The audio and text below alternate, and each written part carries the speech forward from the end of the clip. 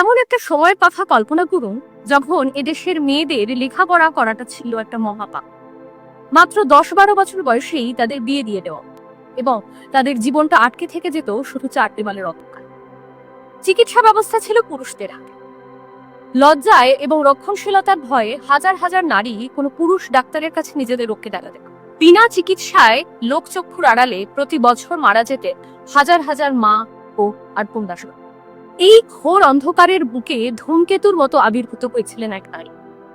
সমাজ, ধর্ম এবং তৎকালীন ব্রিটিশ মেডিকেল কাউন্সিলের সমস্ত বাধা, অপমান আর ব্যঙ্গচিত্রকে পায়ে দোলে তিনি হয়ে উঠেছিলেন বাংলা তথা সমগ্র দক্ষিণ এশিয়ার প্রথম নারী গ্র্যাজুয়েট যুগলের অন্যতম তথা প্রথম যোগ্যতা সম্পন্ন নারী চিকিৎসক। তিনি আর কেউ নন, তিনি হলেন ডাক্তার কাদম্বিনী গাঙ্গুলি। আজ আমরা শুনবো তার সেই রূপকথার মতো কঠিন লড়াই এবং অবিশ্বাস্য সফলতার গল্প। 1861 সালের 18ই জুলাই বর্তমান বিহারের ভাগলপুরে জন্ম নেন কাদম্বিনী বসু। তার পরিবার ছিল অত্যন্ত প্রগতিশীল। তার পিতা ব্রজকিশোর বসু ছিলেন একজন সমাজ সংস্কারক। ফলে ছোটবেলা থেকেই কাদম্বিনী আর 10টা মেয়ের মতো ঘরে বন্দী থাকেন। তিনি লেখাপড়া শেখার সুযোগ পান। পরবর্তীতে তিনি কলকাতায় আসেন এবং বঙ্গ মহিলা বিদ্যালয়ে ভর্তি হন।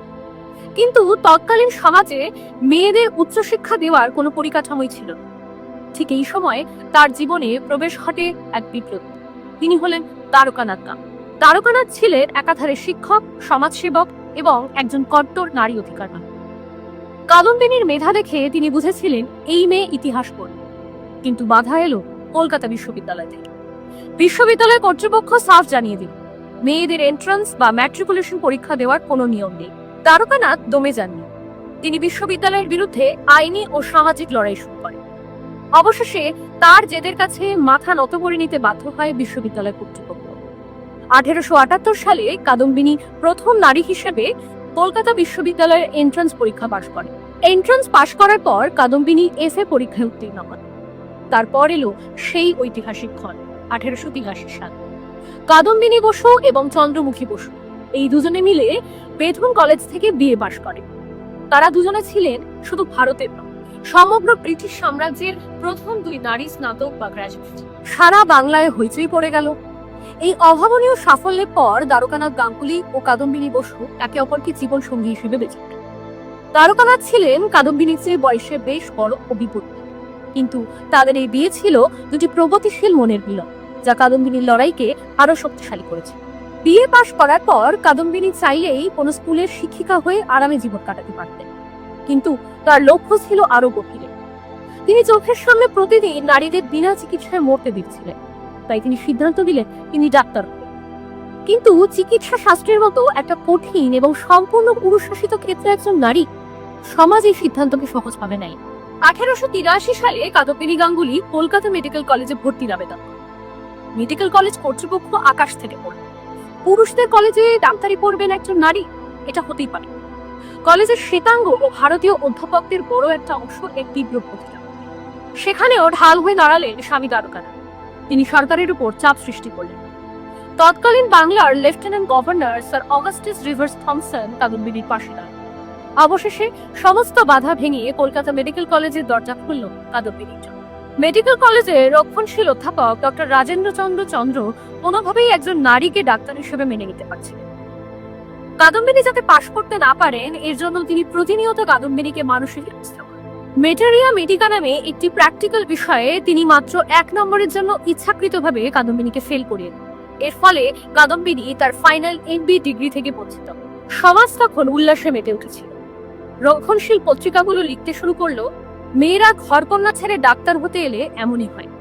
এমনকি বঙ্গবাসী নামক একটি সাময়িকী কাদম্বিনীকে পরোক্ষভাবে কলঙ্কিনী বলে কটূক্তি করতেও ছাড়ে। কিন্তু কাদম্বিনী ভেঙে পড়ার পাত্রী ছিলেন না। দ্বারকানাথ গাঙ্গুলি ওই পত্রিকার সম্পাদকের বিরুদ্ধে মানহানির মামলা করেন এবং সেই মামলায় ওই সম্পাদকের 6 মাসের জেল হয়েছে। অন্যদিকে মেডিকেল কলেজ কর্তৃপক্ষ কাদম্বিনীর প্রতিভা পুরোপুরি অস্বীকার করতে পারে। 1886 সালে তাকে graduate of Bengal medical college বা জিবিএমসি উপাধি দেওয়া হয়। তিনি হলেন ভারতের প্রথম প্রাতিষ্ঠানিক নারী চিকিৎসক। ভারতে ডাক্তারি শুরু করলেও ব্রিটিশ ডাক্তাররা এমবি ডিগ্রি না থাকার কারণে কাদম্বিনীকে সমমর্যাদা দিতে চাইতেন। কাদম্বিনী বুঝতে পেরেছিলেন তাকে আরো উঁচুতে উঠতে হবে। 1892 সালে নিজের ছোট ছোট সন্তানদের দেশে রেখে সমস্ত সামাজিক ভয়কে উপেক্ষা করে তিনি জাহাজে চড়ে পাড়ি দিলেন ইংল্যান্ডে। স্কটল্যান্ডে গিয়ে তিনি এডিনবরা বিশ্ববিদ্যালয়ে ভর্তি হন। যেখানে পুরুষদের ডিগ্রি অর্জন করতে কালখাম ছুটে যেত, সেখানে নারী ভাই কাদম্বিনী দেবী খুব অল্প সময়ে 3টি ডিপ্লোমা, এলআরসিপি, এলআরসিএস ও এলএফপিএস অর্জন করেন। তিনি প্রমাণ করে দিলেন মেধা ও ইচ্ছা শক্তি থাকলে কোনো বর্ণবাদ বা লিঙ্গ বৈষম্যই নারীকে আটকে রাখতে পারে। যখন তিনি লন্ডন থেকে ভারতে ফিরে এলেন, তখন তাকে অবহেলা করার সাহস আর কারো ছিল। লন্ডনের রানী ভিক্টোরিয়া স্বয়ং কাদম্বিনীর সাফল্যের প্রশংসা করেছেন। ভারতে ফিরে তিনি লেডি ডাফরিন হাসপাতালে 300 টাকা বেতনের ডাক্তার হিসেবে যোগ দেন এবং পরে নিজস্ব প্রাইভেট প্র্যাকটিস শুরু করেন। তিনি হয়ে উঠেছিলেন ভারতের রাজপরিবার থেকে সাধারণ ঘরের নারীদের একমাত্র ভরসা। কাদম্বিনী গাঙ্গুলি কেবল একজন সফল ডাক্তারই ছিলেন, তিনি ছিলেন 8 সন্তানের জনক। একদিকে সংসার সামলানো, সন্তানদের মানুষ করা, আর অন্যদিকে গভীর রাতে রোগীদের ডাকে ছুটে যাওয়া, সবটাই তিনি করেছেন অত্যন্ত নিখুঁতভাবে। এমনকি তিনি সূচি শিল্পেও অত্যন্ত পারদর্শী ছিলেন। এখানেই শেষ নয়। 1889 সালে বম্বেতে অনুষ্ঠিত ভারতীয় জাতীয় কংগ্রেসের 5ম অধিবেশনে যে 6 জন নারী প্রতিনিধি অংশ নিয়েছিলেন, কাদম্বিনী ছিলেন তাদের অন্যতম।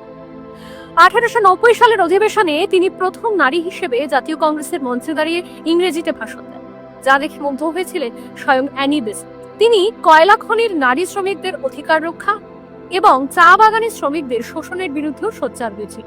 জীবনকে যিনি প্রতি মুহূর্তে যুদ্ধের মতো লড়েছেন, তার শেষটাও হয়েছিল একজন যোদ্ধার মতো। 1923 সালের 3রা অক্টোবর বয়স হয়েছিল 62 বছর। সেই দিনও তিনি একটি জটিল অপারেশন সম্পন্ন করে বাড়ি ফিরেছিলেন। আর তার ঠিক কয়েক ঘন্টা পর হঠাৎ হৃদরোগে আক্রান্ত হয়ে পৃথিবীর মায়া ত্যাগ করেন বাংলারির মহিষিকা।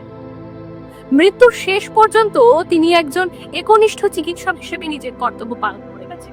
আজকের দিনে দাঁড়িয়ে যখন আমরা হাজার হাজার নার্স, ডাক্তার বা স্বাস্থ্যকর্মীকে সমাজে বুক ফুলিয়ে কাজ করতে দেখি, তার ভিত্তিপ্রস্তরটা কিন্তু 150 বছর আগে স্থাপন করেছিলেন এই কাদম্বিনীরা। সমাজকে বুড়ো আঙুল দেখিয়ে আর অপমানের যুদ্ধসই জবাব দিয়ে যে ইতিহাস তিনি লিখে গেছেন, তা যুগের পর যুগ ধরে পৃথিবীর সমস্ত লড়াকু নারীকে অনুপ্রেরণা যোগায়। তাই কাদম্বিনী গাঙ্গুলি কোনো সাধারণ নাম, তিনি একটি বিপ্লবী।